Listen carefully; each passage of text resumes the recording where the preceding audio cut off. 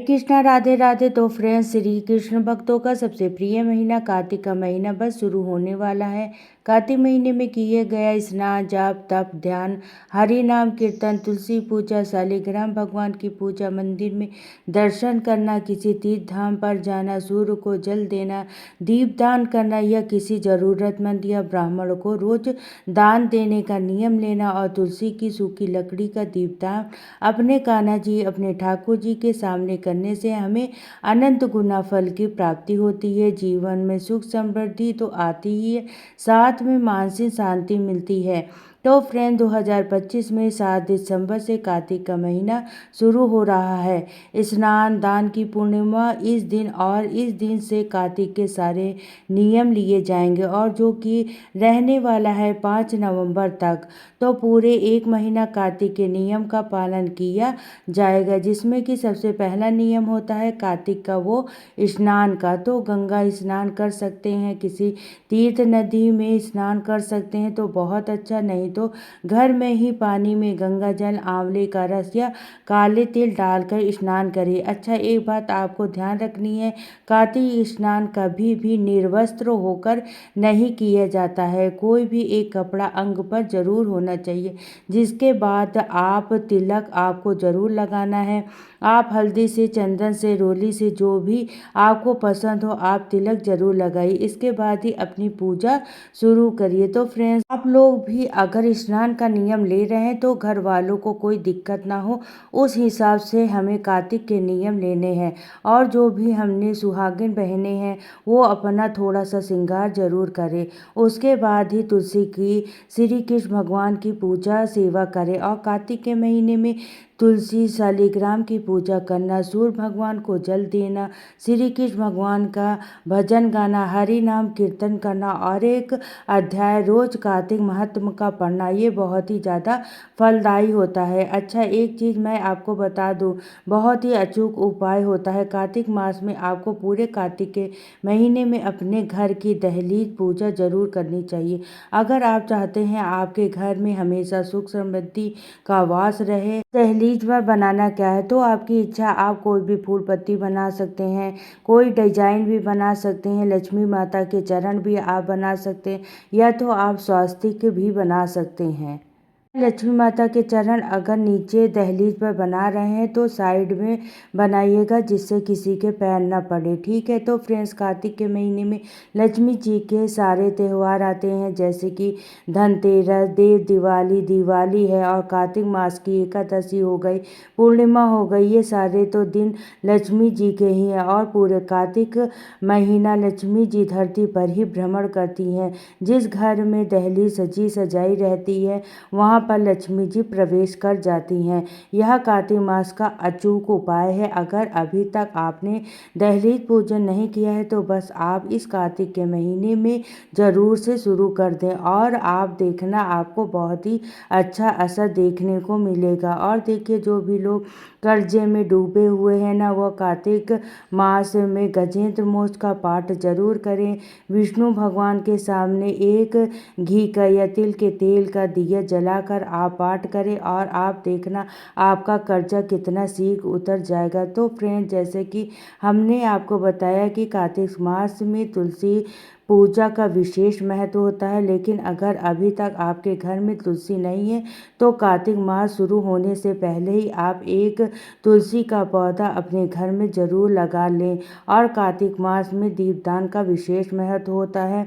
तो मिट्टी का दिया और आटे का दीपक सबसे शुद्ध माना जाता है। तो आप देख लीजिए जो भी आपको ठीक लगे, नहीं तो अगर धातु का कोई भी दीपक है तो कम से कम वो बिल्कुल साफ सुथरा हो, ठीक है। इस बात का आप ध्यान रखिए। और देखिए, वैसे तो दीपदान आप आंवले वृक्ष के नीचे, पीपल वृक्ष के नीचे या कोई भी देव वृक्ष हो वहाँ कर सकते हैं, लेकिन महिलाओं के लिए सुबह सुबह कहीं भी जाना संभव नहीं होता है। तो एक दीपक आप अपने तुलसी के नीचे सुबह और शाम दोनों टाइम जलाने का नियम ले। सुबह में बहुत ही महिलाएं नहीं भी अगर कर पाती हैं तो संध्या के समय एक घी का दीपक तुलसी जी के सामने जरूर जलाइए। तो सबसे पहले सुबह में तुलसी जी को जल चढ़ाइए। हो सके तो इस मंत्र को बोले, महाप्रसाद जन्नी सौभाग्य वर्धनी आदि वैदि हरा नित्य तुलसी तवा नमस्तुभ्यम। इसके बाद घी का दीपक जलाइए, धूप दीप जलाइए। सर आपका ढका हुआ होना चाहिए और ध्यान रखिए कि तुलसी जी को सिंदूर रोली नहीं लगनी है। प्रतिदिन आप हल्दी चंदन से तिलक कर सकते हैं, शहद चढ़ा सकते हैं और जिस दिन एकादशी है उस दिन तिलों से पूजन करना है। ठीक है, तो कार्तिक महीने में जिस दिन तुलसी सारीग्राम जी का विवाह कराया जाएगा ना, देव उठनी एकादशी के दिन, सिर्फ उस दिन माता तुलसी को सिंदूर लगाया जाता है। ठीक है, लेकिन रोजाना में तुलसी जी को सिंदूर न लगाएं। इसके बाद जो भी पुष्प हो वो पुष्प चढ़ा दें। आप चाहे तो कोई भी भोग भी रख सकते हैं, आप जैसे चीनी मिश्री गुड़ या कोई भी फल रख सकते हैं तुलसी जी के पास। ठीक है, उसके बाद आप तुलसी चालीसा का पाठ कर सकते हैं, तुलसी जी की आरती करिए। लेकिन आपको ध्यान रखना है कि परिक्रमा कार्तिक मास में बहुत ज़्यादा बरसरी है, बहुत ज़रूरी है। तो आप 5 परिक्रमा 11 परिक्रमा का डेली आप नियम लें। ठीक है, तो फ्रेंड धीमी आवाज़ में मैं अपने घर में हरे कृष्ण मंत्र या जो भी आपके स्तुति मंत्र पसंद हो वो चला के रखें और तुलसी जी के पास दिया जलाइए, घर की दहलीज पर दिया जलाइए। आप देखना आपके घर में इतना पॉजिटिव वातावरण रहेगा ना, आपका दिल खुश हो जाएगा। तो हमारे यहाँ पर डेली का मैंने नियम बनाया है कि सुबह उठने के साथ ही हम घर में हरे कृष्ण महामंत्र चला देती हूँ। इसके बाद हमारे घर की दहलीज पर भी दिया जला दिया है और जल के लोटे से ना थोड़ा सा जल हम छिड़क देंगे, ये बहुत ज़रूरी होता है सुबह के टाइम। तो फ्रेंड्स कार्तिक के वैसे तो बहुत सारे नियम है, लेकिन नियम आप अपनी सामर्थ्य के हिसाब से ले लीजिए, क्योंकि हम सब ग्रस्त जीवन में हैं। ऐसा नहीं है कि 2-4 दिन हफ्ता 10 दिन नियम करें उसके बाद नियम खंडित हो जाए, ऐसा आप ना करें। इसके बाद देखिए तुलसी जी के पास ही मैं एक आसन बिछा रही हूँ और कार्तिक महत्व की जो पुस्तक होती है आसानी से पूजा की किसी भी शॉप पर आपको मिल जाएगी।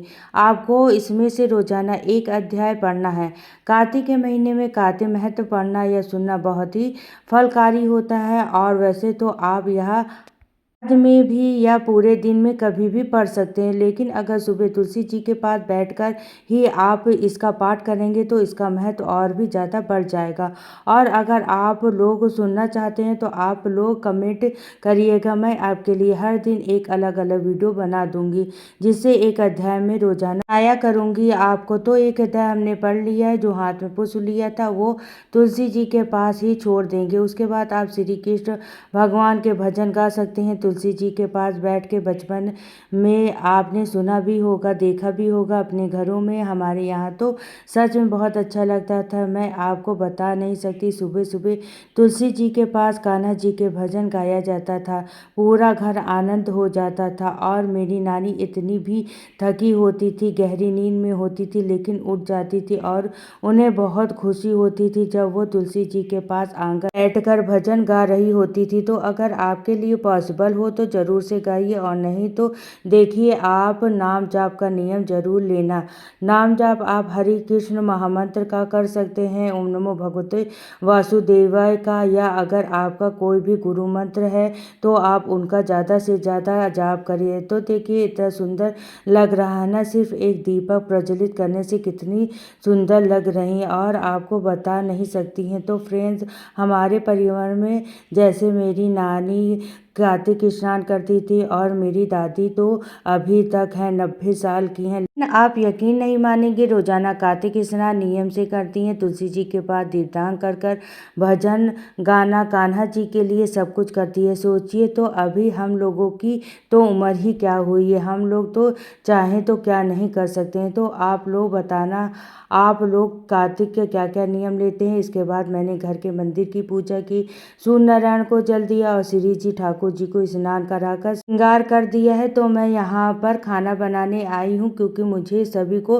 टिफिन वगैरह देना है, चाय देना है। भाई हम लोग ग्रस्त जीवन में हैं तो हमें पूजा के साथ साथ घर के काम भी तो समय से करने होते हैं। तो बस देखिए यहाँ पर हम गोभी आलू की सब्जी यहाँ पर छौंक देंगे और इतनी देर में यहाँ पर देखिए मैंने तुलसी जी की सूखी लकड़ी ली है मेरे पास। आपके किसी के यहाँ पर अगर तुलसी जी सूख गई हो, आपके घर के आसपास आपके पड़ोस में, आप उनसे सूखी लकड़ी मांग लें। ठीक है, कार्तिक मास में तुलसी की सूखी लकड़ी का दीपदान करना बहुत ही ज़्यादा, बस मैं इनके लाभ नहीं बता सकती, बस आप यह समझ लो श्री हरि की बहुत ही निकट आ जाओगे आप, बहुत ही ज़्यादा असीम कृपा आपको प्राप्त होगी ठाकुर जी की। तो एक दीपदान आपको तुलसी की लकड़ी के ठाकुर जी के सामने ज़रूर करना है। आप ये दीपदान सुबह भी कर सकते हैं या शाम के समय भी कर सकते हैं। तो बस लकड़ी में हमने रुई लपेट दी है और अब हम यहाँ पर थोड़ा सा गरम देसी घी या तो आप नॉर्मल ऐसे देसी घी ले सकते हैं और इस बाती के ऊपर हम अच्छे से घी डाल देंगे, पूरा भिगो देंगे बाती को।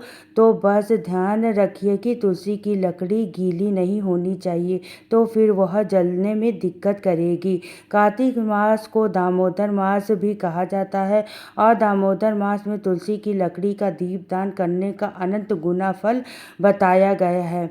तो फ्रेंड्स, आप अपनी सामर्थ्य के अनुसार ही नियम ले। कार्तिक के नियम के ऐसा ना हो कि शुरू में आप 2-4 या हफ्ता 10 दिन नियम करें, बाद में आपका नियम खंडित हो जाए। तो ऐसा कोई नियम मत लेना किसी की देखा देखी, ठीक है। शक्ति सामर्थ्य के अनुसार ही आपने नियम पाठ पूजा करनी चाहिए और जो भी नियम आप ले सके संकल्प आपको पहले दिन ही कर लेना है, ठीक है। और पूरे महीने ठंडे पानी से नहाना, ऐसा कोई नियम मत लीजिएगा।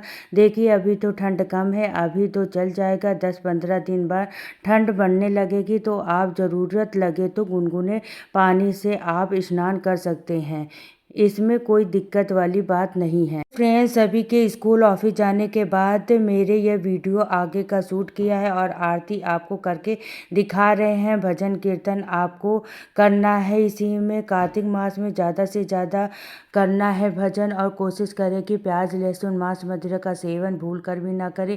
कार्तिक के महीने में ब्रह्मचर्य का पालन का भी नियम होता है। कार्तिक मास में जितना हो सके बचे, बाकी फिर सब छोड़ दीजिए, ठीक है। लेकिन इस बार में फिर बार बार बात मत कीजिएगा। और अगर आपके कार्तिक स्नान का नियम लिया है तो पीरियड आने पर भी आप कार्तिक स्नान कंप्लीट करेंगे, उसे छोड़ना नहीं है। आप मानसिक रूप से नाम जप करिए, प्रभु को दूर से प्रणाम करिए, ठीक है। पूजा पाठ आप किसी और से करा लें। अगर आपने कोई पाठ का नियम लिया है तो वह आप मोबाइल पर भी सुन सकते हैं। तो फ्रेंड्स, यही थी आज के वीडियो। अगर वीडियो अच्छी लगी हो, जानकारी आपको अच्छा लगा हो तो प्लीज़ वीडियो को लाइक करिएगा, कमेंट बॉक्स में राधे राधे ज़रूर लिखिएगा। फिर मिलती हूँ नेक्स्ट वीडियो में, तो सभी को राधे राधे, जय श्री कृष्णा, हर हर महादेव।